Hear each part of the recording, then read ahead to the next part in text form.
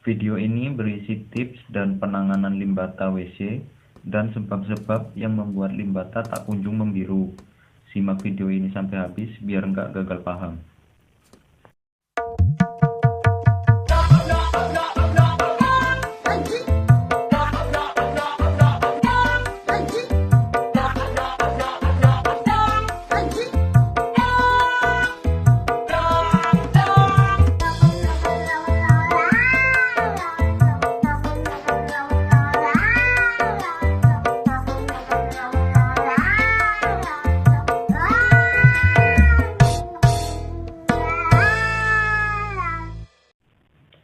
Oke teman-teman, kembali lagi di video saya.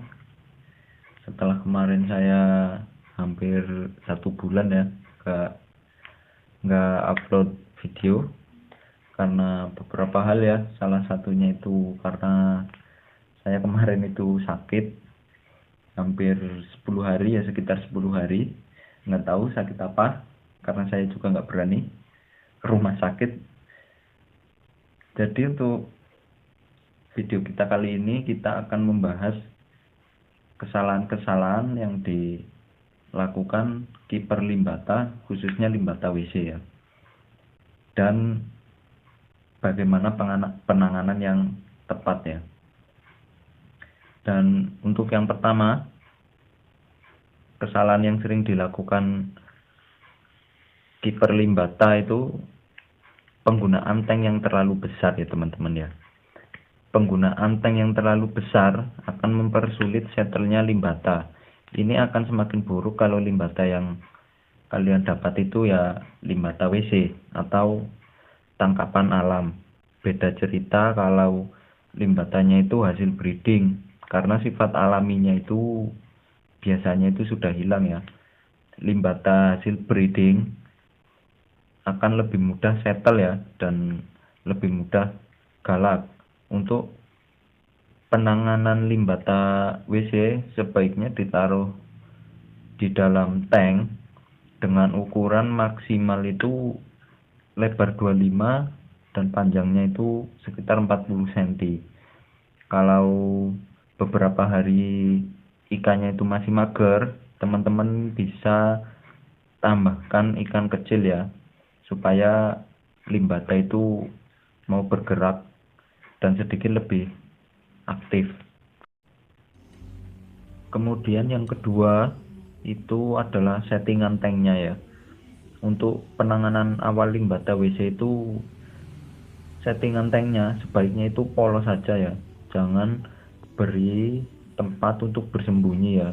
Hindari dulu penggunaan kayu maupun batu ya. Jadi nanti limbatanya itu enggak terus-terusan nyumput ya. Kalau mau pakai pasir silakan saja, tapi gunakan tipis-tipis saja.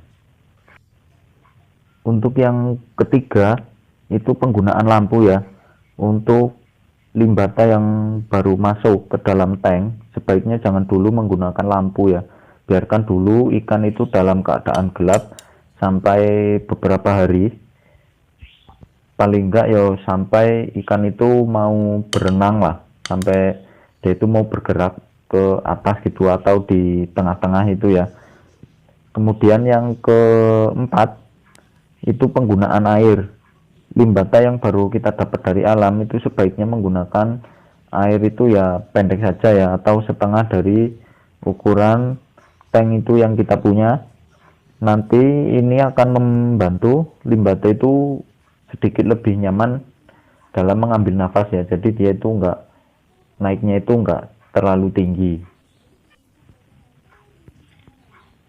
Kemudian yang keempat itu dalam pemberian pakan ya. Kita itu puasa itu penting ya untuk limbata yang baru kita dapat. Lalu ketika memberi makan itu ya setidaknya kita itu sedikit bermain-main dengan ikannya lah. Jadi kalau saya pribadi itu kalau saya beri makan tapi ikannya itu nggak mau ngerespon, biasanya saya nggak jadi untuk memberikan makan ya. Jadi saya latih supaya dia itu benar-benar ngerespon ketika itu datang ataupun ketika kita itu memberi pakan ya. Nanti ikannya itu kan lama-lama akan terbiasa. Demikian tadi ya teman-teman ya, itu untuk tips dari saya untuk penanganan limbata yang baru kita tangkap dari alam. Kemudian ini yang nggak kalah penting menurut saya, ini justru yang penting banget ya di video ini, itu sebab musabab yang menjadikan warna limbata itu tak kunjung membiru ya. Ada dua faktor menurut saya yang jadi penyebab tidak membirunya limbata ya. Yang pertama itu faktor genetik dari ikan itu sendiri ya. Lalu yang kedua itu wilayah perairannya ya teman-teman ya. Oke, kita bahas yang pertama dulu ya, yaitu faktor genetik. Jadi faktor genetik ini berlaku ketika teman-teman beli limbata yang hasil breeding ya. Jadi teman-teman itu harus tahu kualitas induknya, karena membuat limbata jadi biru itu menurut saya itu sulit ya teman-teman ya, apalagi jika rawatan ikan yang kita punya itu kita rawat dari kecil ya. Bahkan di video saya sebelumnya saya pernah mengatakan bahwa lebih baik membeli limbata yang sudah besar. Jadi kita tahu ya, benar-benar tahu bakat-bakat warna yang ada di ikan itu sendiri seperti apa ya. Jangan sampai nanti kita sudah rawat dari kecil sampai agak besar itu warnanya tidak mau membiru. Lalu yang kedua itu yaitu faktor perairan ya. Faktor perairan itu maksud saya itu air atas sama air bawah ya. Jadi air atas itu air yang semakin mendekati hulu sungai ya, atau semakin air yang ada di gunung-gunung itulah yang semakin tinggi. Lalu yang kedua itu perairan bawah, itu perairan yang sudah mulai mendekati pemukiman ya. Karena perairan yang di bawah itu biasanya itu sudah banyak limbahnya ya, mulai plastik, pampers, apa segala macam, bahkan gedang goreng juga ada di sana. Nah biasanya limbata yang ada di perairan bawah seperti ini itu kebanyakan siripnya itu akan bening-bening ya, jadi dia itu nggak ada warnanya itu. Jadi kalau ditaruh tank itu siripnya itu cuman bening-bening kayak gitulah. Beda dengan yang ada di atas atau yang semakin mendekati hulu sungai, itu biasanya warnanya itu tebal-tebal sama rimnya juga lebih bagus ya. Ini menurut saya itu ada dua faktor sih yang menyebabkan warnanya itu berbeda ya, karena memang satu yang di bawah itu sudah banyak limbah.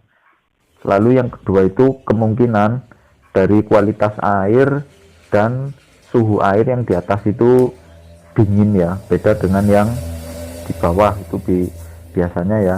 Jadi air yang di gunung itu biasanya lebih dingin. Nanti